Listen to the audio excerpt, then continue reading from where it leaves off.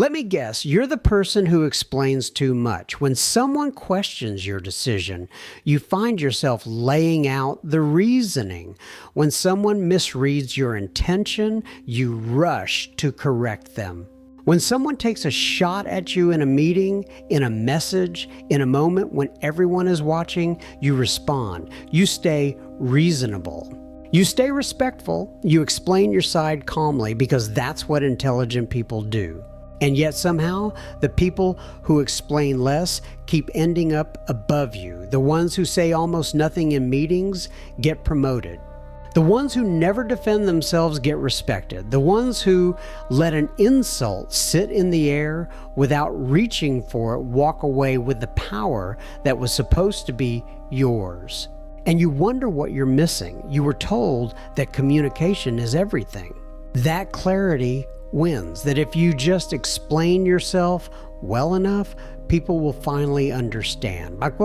What they didn't tell you is that explanation is leakage. Every word you give to someone who didn't earn it is a withdrawal from your own authority. And the people you most want to impress are the ones who learned this earliest. Machiavelli understood this 500 years ago. He didn't write about silence as a virtue. He wrote about silence as a weapon. He believed that the man who speaks too much hands his opponents a map of his interior, and that the man who listens really listens without rushing to respond is the only one in the room with real control. This is not a video about being quiet. This is not a video about avoiding confrontation. This is not a video about being polite. This is a video about silence as a weapon. That's the kind that ends conflicts before they begin, builds wealth without invitation, and removes you from games you were never meant to play. There are 12 laws here. They get darker as we go, and by the final one, the one most people will refuse to accept, you'll understand why Machiavelli considered one form of silence more dangerous than all the others combined. We'll get to it, but not yet, because to understand it, you need to understand everything that comes before it. Law 1. The first word is a leak. Most people lose every negotiation in the first 60 seconds. Not because of what they offer, because of what they reveal. You walk into a conversation, there's a pause. The other person says nothing, and you fill it. You explain your reasoning. You justify your position. You soften your ask. You laugh a little to release the tension. And in those small, polite, well-meaning sentences, you give away everything the other side needed to know to win. This is how silence works against you when you don't understand it. The discomfort of an unfilled pause is so unfamiliar that you reach for words the way a drowning person reaches for air. And the moment you do, you stop being in control of the room. John D. Rockefeller built his fortune on this principle. In oil negotiations that shaped the modern American economy, he was known for one habit above all others. He would sit in silence for 30, 40, 60 seconds at a stretch, letting the other party fill the air with concessions, revisions, and softer terms while he simply waited. He understood what most people never learn. The first person to speak in an uncomfortable silence is the first person to lose. Machiavelli warned that men judge by appearance, not by reasoning, and the man who appears certain by saying less will always defeat the man who appears anxious by saying more. The silence costs you nothing. The explanation costs you everything. Here's the test. The next time you feel the urge to fill a pause, don't. Count to 7 in your head. Watch what happens. The world rearranges itself around the person who refuses to flinch. Law 2. Never react in real time. You get the message, the one that lands wrong, the one with the tone that wasn't there yesterday. You feel the heat rise, and within 90 seconds, your fingers are moving across the keyboard, building a response that feels justified, measured, even necessary. You send it, and 6 hours later, you reread it and wonder why you reached for the match. Reaction is reflex. Response is strategy. They look identical from the outside. They are nothing alike on the inside. So, reaction is the moment you let someone else decide the temperature of your day. Response is the moment you decide it for them. Abraham Lincoln understood the difference. During the Civil War, when generals failed him, when politicians betrayed him, when newspapers attacked him, he wrote what historians later called his hot letter. Thus, long, furious responses that captured every degree of his anger in full. And then he filed them away. He never sent them. Many were discovered after his death, untouched in his desk drawer. He had learned what most people spend their lives refusing to learn. The letter that releases your anger does not need a recipient. You can do the same, write the response, build the whole case. Then close the document and walk away for one full day. If after 24 hours you still want to send it, you almost never will. Because what you wanted was not to deliver a message. What you wanted was to discharge a feeling. The feeling fades, the damage of the message does not, but it gets darker because most people don't lose to the world. They lose to the version of themselves that won't sit still for 1 hour. Law 3. Stop defending yourself. The accused who explains has already lost. When someone questions your character, your motive, your competence, your instinct is to defend, to set the record straight, to make sure they understand the real you. And the moment you do, you have accepted the frame. You have agreed that their question deserves an answer. You have given their accusation oxygen.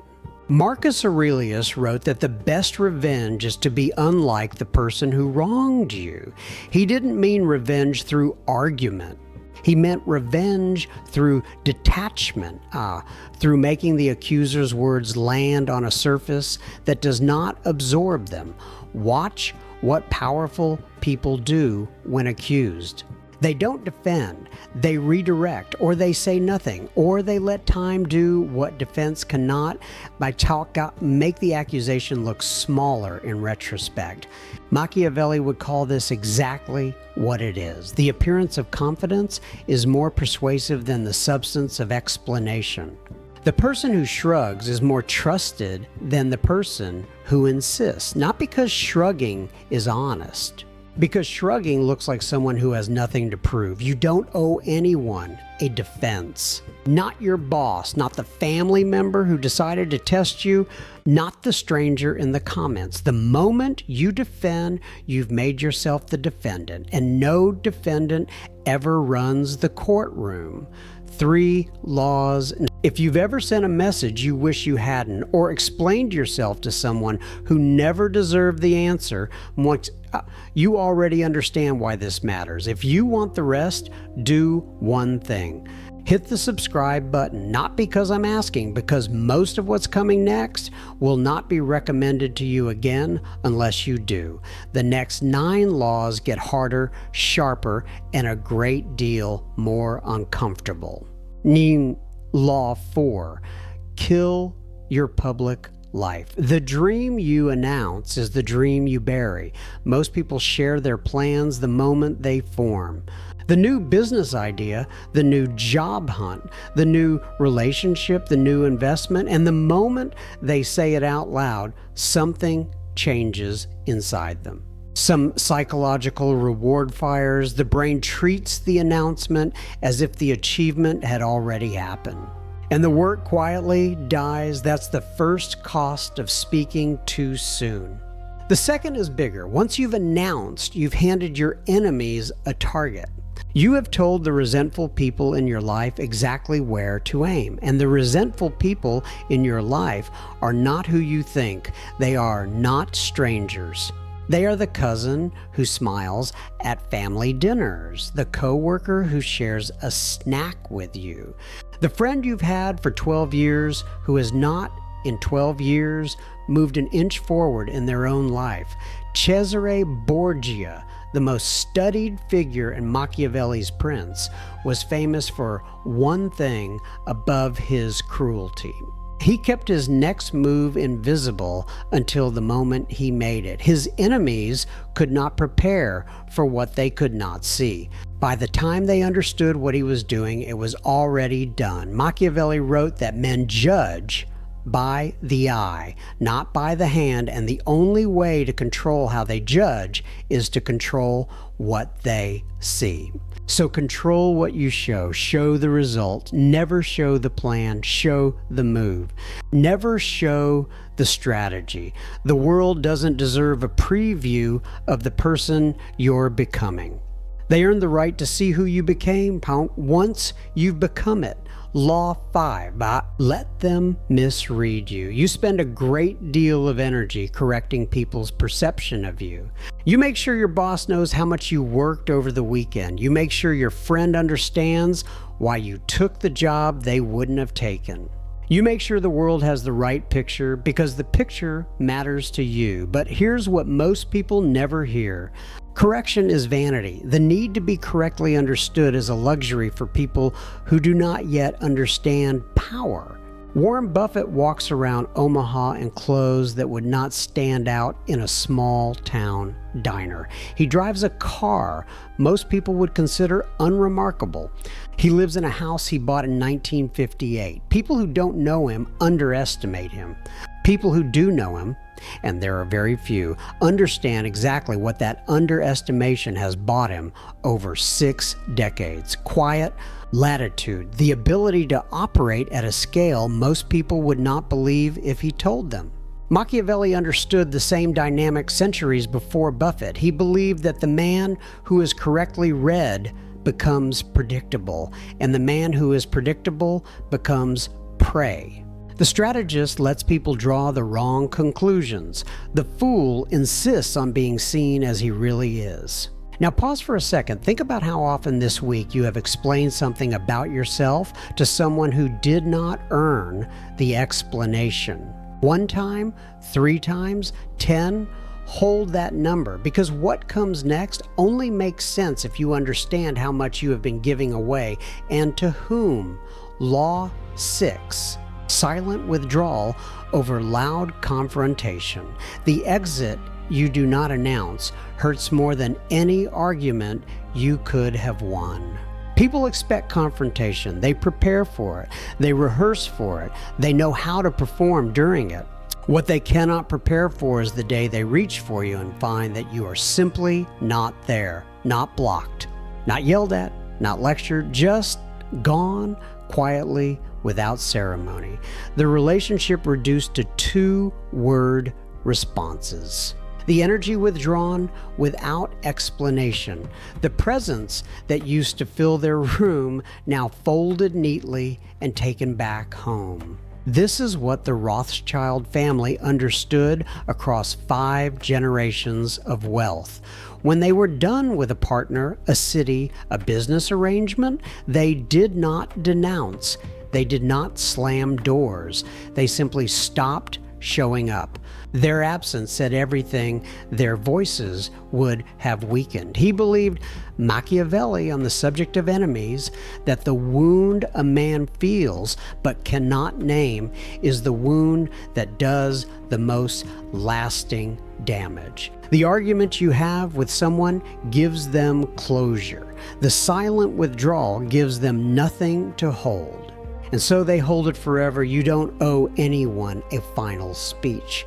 Not the manager who treated you as disposable, not the friend who chose someone else, not the family member who made every conversation about themselves. You don't need to win the argument. You need to leave the room. Here's the part nobody talks about. Some of the most valuable years of your life will be defined not by what you said, but by what you finally stopped saying. Law 7. The question that kills the argument. Pay attention to what comes next. Most people try to win arguments by talking more. The strategist wins by talking less and asking the one question that turns the room inside out. When someone attacks your position, you have two choices. You can defend, which puts you on trial, or you can ask, which puts them on trial. What specifically did I do that gave you that impression? What outcome are you trying to reach right now? What would I have to say for you to believe me? Watch what happens. The accuser, who was performing certainty a moment ago, suddenly has to construct a real position, and construction is hard. The certainty cracks. The argument which was theirs to drive is now yours to steer. Henry Kissinger, for all his controversy, was famous in the room for one technique above all others. He would ask questions, slow, soft, calmly placed questions. While his counterpart filled the air with answers, he assembled silently a complete picture of what they wanted, what they feared, and where they would bend. Then he negotiated. Machiavelli would call this the control of the frame. The man who asks chooses the territory. The man who answers walks onto territory chosen by someone else. And in any contest of words, the territory determines the winner before the first sentence has been spoken. You don't have to be louder, you have to be the one holding the question. Law 8, stop seeking closure from people who harmed you. The conversation you keep waiting for will never come. You want them to admit it. The parent who never said sorry, the partner who left without an explanation. The friend who turned cold in a season you cannot identify. You want them to sit across from you and acknowledge finally, completely what they did and why it was wrong. And you have been waiting for years. Here's the truth that costs the most to accept. They are not going to give it to you, not because they don't remember, because admitting it would require them to be a different person than they have already decided to be. And people do not become different people on demand. I learned this the hard way. There was a period, almost 3 years, where I kept waiting for one specific person to acknowledge one specific thing. I rehearsed conversations in my head. I waited for moments. I held the resentment carefully, like it was a deposit that would eventually be paid back. And one morning, I understood that I was the only person making interest payments on a debt nobody else remembered owing. Machiavelli had no patience for this kind of waiting. He believed the past is a country you cannot live in, and the man who keeps trying to return to it pays in years for what he will never collect. You don't need their apology to be free. You need to stop standing at the door of a room that will never open. Walk silently, without ceremony, without announcement. Some doors close themselves the moment you stop trying to keep them open. If you've made it this far, you already know this video is hitting something most people refuse to look at. The next 4 laws are the heaviest. They are not for everyone. If you want them to land, do one quiet thing for me. Like the video, not for the algorithm, for the people who need this and won't otherwise find it, then settle in. Because what's coming next is the part of Machiavelli that most channels are afraid to teach. Law 9. Silence during success multiplies it. Announce a win and you cap it. Stay quiet and you compound it. The first instinct of most people when something good happens is to share it. New job, new income, new opportunity, new relationship, they post it. They mention it at family dinner. They tell the friend who has been struggling, and they call it gratitude. It is not gratitude. It is a need for witness, and the witness almost always costs more than the win was worth. Jack Whitaker won $315 million in a West Virginia lottery in 2002. Within a few years, his family had been destroyed, his health had collapsed, and he was quoted saying he wished he had torn up the ticket. The money did not destroy him. The visibility did. Every relative, every neighbor, every stranger who saw his name in the paper came carrying expectation. He could not be quiet about his win, and his win could not survive the noise. Now compare that to the way old wealth operates. The Rothschilds, the Medicis, the families who built fortunes that lasted generations, they had one rule above all others. Never let the world know how much you have. The accountant knows, the lawyer knows, the world does not.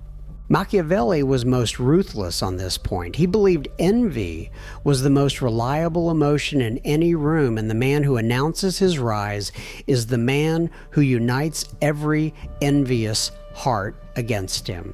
The strategist withholds. The fool celebrates. Your win is not a press release. It is fuel. And fuel burns faster when you let everyone watch. Law 10, the two-word weapon, stay with this. Some conversations should not end with a paragraph. They should end with 2 words. Noted, understood, I see, that's fine. The 2-word response is not rudeness, it is precision. It tells the other person that you heard them and that you have nothing more to give them. It refuses the invitation to escalate. It refuses the obligation to perform interest, and it ends the exchange on a note that cannot be replied to without the other person sounding desperate.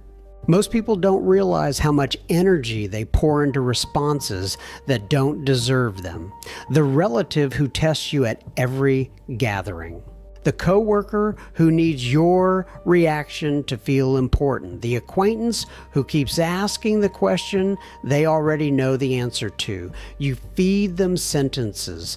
Long, careful, well-mannered sentences. And every sentence is a calorie of attention you cannot spend on what actually matters. Look at the men who built modern power, decode, the bankers, the founders, the political operators who shaped decades. And now, they are famous for their brevity in private. They send 3-word emails. They give 1-word answers in meetings that decide billions. And the people around them, instead of being offended, lean closer. Because brevity in a noisy world reads as authority. Machiavelli wrote that economy of words is the discipline of men who have something to lose. The man who speaks endlessly has not yet built anything worth protecting. The man who answers in 2 words is signaling that the conversation is a small expense in a much larger ledger. Try it for 1 week. The next time you feel the pull to write a paragraph and write 2 words. Watch how the people in your life rearrange themselves around the new shape of you. Now stop for a moment. Think about the last conversation where you sent a paragraph when 2 words would have served you better. Just 1. Hold it in your mind because everything that comes next depends on whether you're willing to admit it. Law 11, become unreadable. The face that gives nothing controls every room. Most people leak emotion the way a broken faucet leaks water. The slight tightening around the eyes when criticized, the half smile when flattered, the shift in posture when something lands. And the strategists in the room, the people who have studied other people for a living, read every leak and adjust accordingly. This is why some of the most powerful negotiators in history have been famous for one trait above all others, an expression that revealed nothing. Talleyrand, who survived the French Revolution, Napoleon, and the Bourbon Restoration, 3 regimes that killed almost everyone in his orbit, was described by every contemporary as a man whose face was a closed door. People could not tell if he was pleased, displeased, planning, or asleep. And in that uncertainty, every person who dealt with him had to fold first. Now here's the real mechanism. Becoming unreadable is not about acting. It is about no longer needing the validation that your emotion is asking for. The reason your face leaks is that some part of you still wants the other person to know how you feel. The day you stop needing them to know is the day your face stops telling them. Machiavelli understood that appearance is not the surface of the man, Batzel.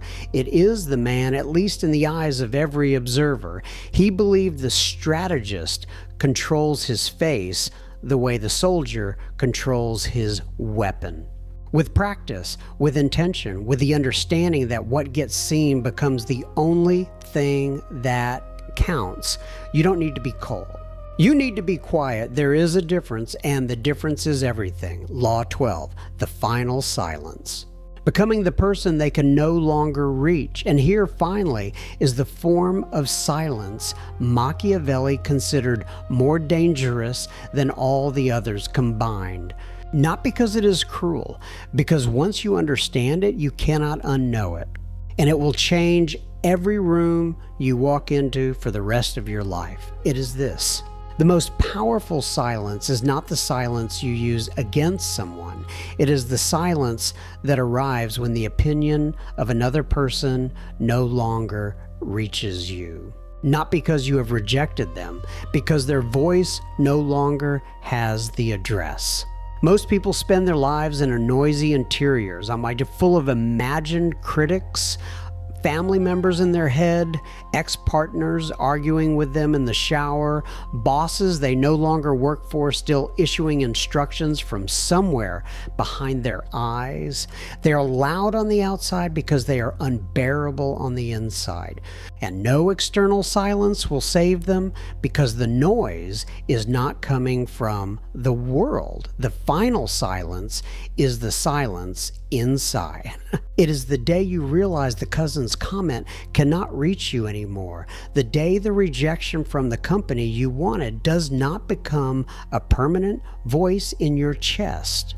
The day the betrayal from someone you love becomes a fact in the past instead of a sentence repeating in the present. Machiavelli wrote after years in exile, stripped of position, tortured, abandoned by every powerful friend, that the only freedom that cannot be taken from a man is the freedom to no longer be moved by what other men say. He had been moved by everything once. He learned slowly, painfully, to be moved by almost nothing. Two men start in the same place, same income, same job, same family, same season of frustration. One spends the next 10 years explaining himself to coworkers, to relatives, to the inner voice that demands a justification for every choice. He stays exactly where he started. The other man quietly stops explaining to anyone, including himself. He moves through the same hallways with a different center of gravity. People notice. They cannot tell what changed. They only know they treat him differently now. And 5 years in, he is gone. And the company that used to talk over him is calling him for advice. The difference between those two men was not skill. It was not luck. It was the moment one of them stopped needing the world to confirm him.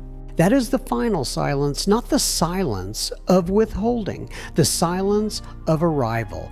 You will not become powerful by saying more.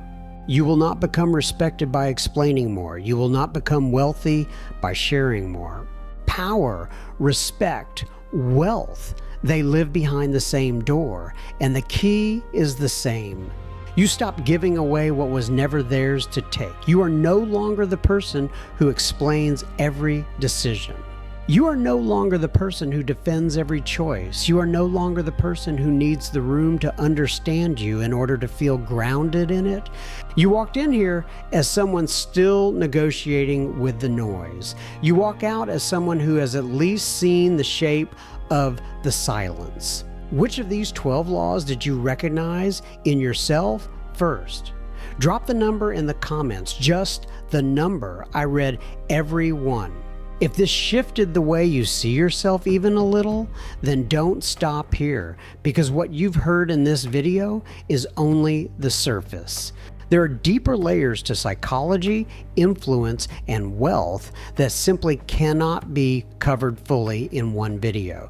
Not because they don't exist, because most people aren't ready to hear them. That's why most stay average. If you're not one of them, then subscribe, because every video here is designed to sharpen your mindset, increase your value, and separate you from the crowd. No fluff, no noise, just strategy. Most people will watch this and move on.